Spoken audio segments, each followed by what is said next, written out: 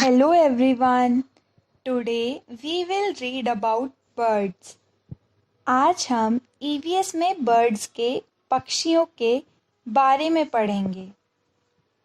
आप सभी ने अपने आसपास बहुत से पक्षी देखे होंगे। ये पक्षी अलग-अलग होते हैं।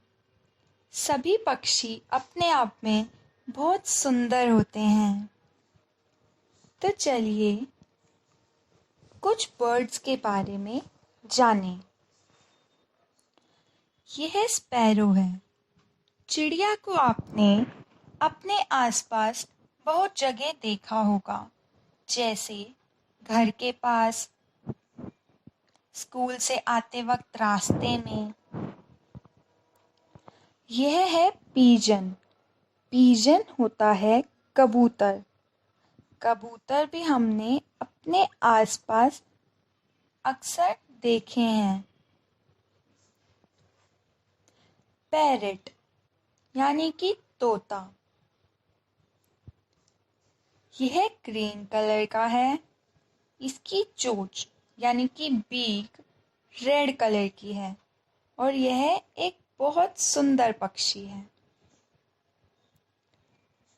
यह है डक यानी कि बत्तख। बत्तख पानी में रहती है। यह कई अलग-अलग रंग की हो सकती है। आउल यानी कि उल्लू। उल्लू को भी हम पक्षियों में गिनते हैं। उल्लू की विशेषता है कि वह दिन में सोता है और रात में जागता है।